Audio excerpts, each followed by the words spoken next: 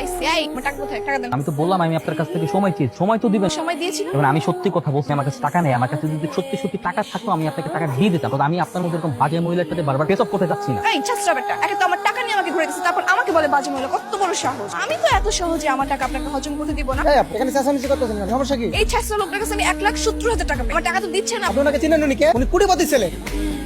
আচ্ছা, কোটিপতি ছেলে হয়েও টাকা মেরে দাও ধান্দা করছেন না? আমি এখন আপনার বাসার ভিতরে গিয়ে টাকা নিয়ে আসবো। চলেন। বাসার ভিতরে যাওয়া যাবে না। আরে এক্সকিউজ মি, আপনি কি ছিলেন বাবা? হ্যাঁ। আপনার ছেলের কাছে আমি 1,70,000 টাকা পাই। আমার brand new iPhone 16 pro max ভেঙে টুকরো টুকরো করে দিচ্ছে। ওই টাকা আমি ফেরত দিতে আসছি। আমার টাকা দিন। হ্যাঁ সত্যি বলছে? হ্যাঁ সত্যি বলছি। আচ্ছা যাই হোক, আপনি আমার টাকা ফেরত দিন, আমি চলে যাবো।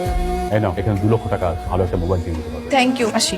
সামান্য কটা টাকার জন্য আমার সামনে দাঁড়িয়ে বলে কিনা আমার ছেলে চেষ্টা, এবং তুমি জানো যে তোমার অ্যাকাউন্টে এরকম 2-4 লক্ষ টাকা পড়ে আছে। জানি, কিন্তু সেটা আমার টাকা না, আপনার টাকা। আপনি খুব ভালো মতো জানেন আপনার টাকা আমি ছুঁয়েও দিই। তাহলে তুমি এখানে পড়ে আছো কেন? চলে যাও, তোমার দু চোখ যেখানে যায় সেখানে তুমি চলে যাও। আপনি যেটা চাচ্ছেন সেটাই হবে, আমি আজকে চলে যাবো।